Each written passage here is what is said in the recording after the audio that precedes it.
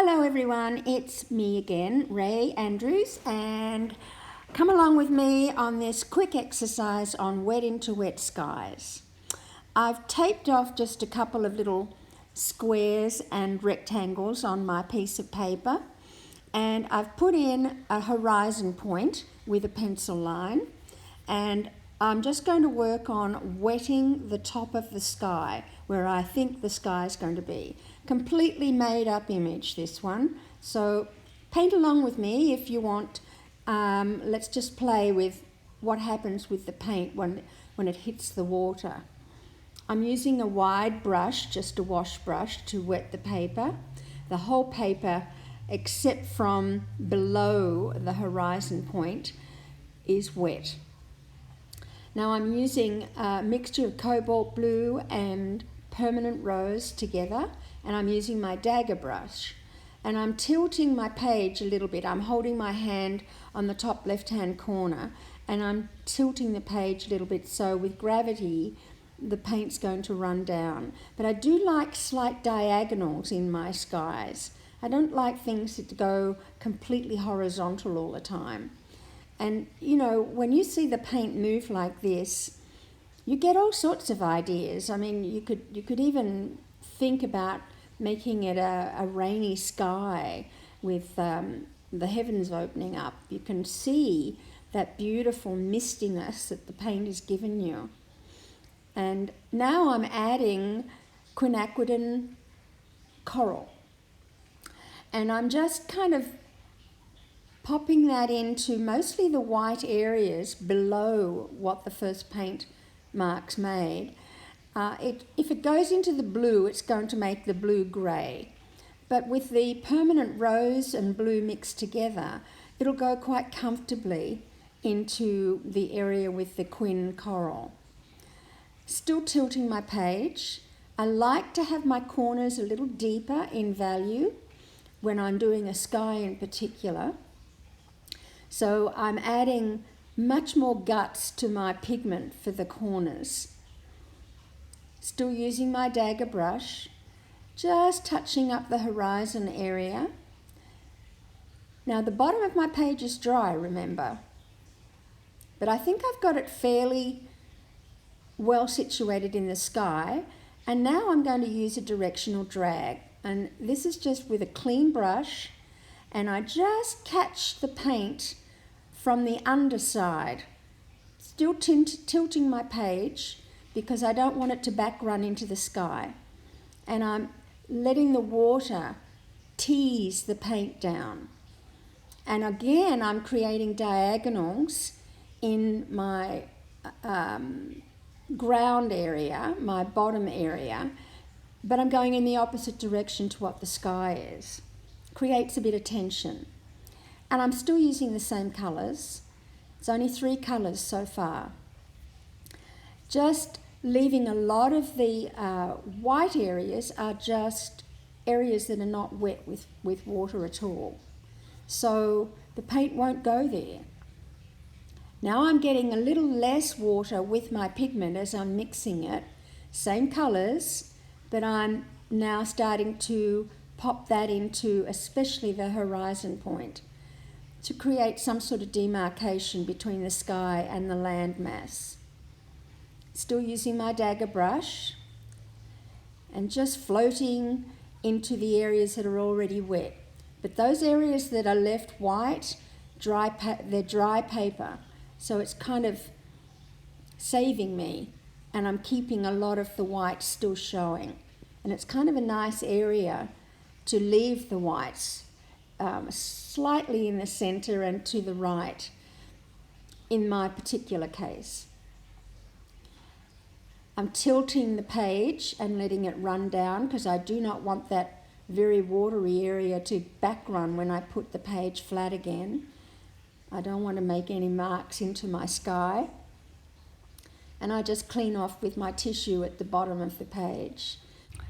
My paint has started to subside into the paper surface now, so I can leave my paper flat on the desk and start concentrating on getting some more demarcation of value between the sky and where the landmass starts. And now you'll notice I've changed my brush and I'm using a rigger now, which is really going to have a little bit more control for me. If I used a brush that had a lot more thickness to it, I might end up creating a little too much of a puddle of paint, and I could end up still making bloom marks within the sky, and I don't want that. This little brush does not hold a lot of water, so I can be quite particular where I dab and spot some paint. I like the way the light is hitting the sky, so I want to have some stronger pigment just at the bottom of that light, which makes it look even more impactful. And I'm still using the same colours. Some might be, as in that little area there, a bit more magenta, permanent rose, with the mix. And some might be a little bit on the bluer side with more cobalt blue. But still the same colours. And just a little hop across that horizon line. Undulate the paint so that you've got some areas coming up a bit higher and some down a bit lower. It makes it a little bit more of a zigzag across that back line and not as predictable for your viewer. Just playing with what happens. Now, this is still quite wet. All the areas in the sky are still wet, so I can live a little dangerously with the pigment and get quite strong values, because I know as it dries it's going to be a lot lighter than what it looks like right now, because you think, oh my God, that's way too dark. But it's not, because it's going to fade at least 2 or 3 shades lighter, as most of you know with watercolour. So you can afford to live a little dangerously and punch up the values a tiny bit while the page is so wet. Great fun, huh?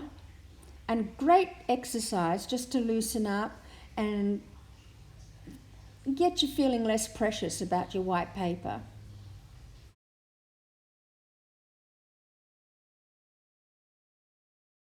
It's a constant play with my values, because as one value gets put on the surface into the wetted area, it starts sinking into the paper and I lose the intensity that I need.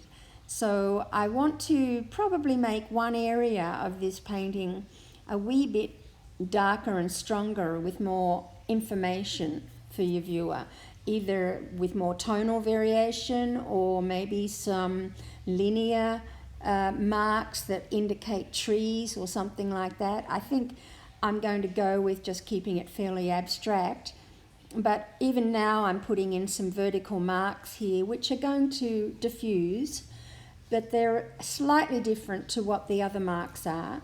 And then onto those marks I can start adding a little bit more of what I think might be a foliage look to those areas. And that will become my more focused area of attention. But I do need to balance it. It's like the seesaw.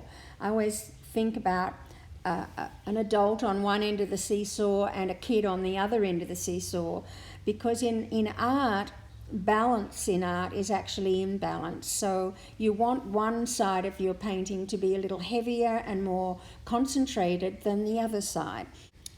And that's the adult on one end of the seesaw, and then the other side is the child.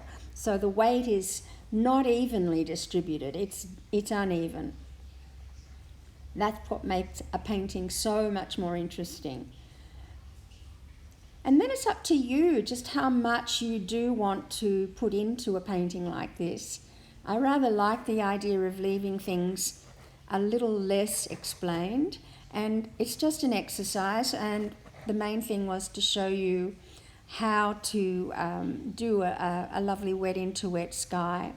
So I hope you've enjoyed this little exercise, and try it. Let me know how you go. And please subscribe, and I will keep on putting more videos on. So Love you and leave you. Bye for now.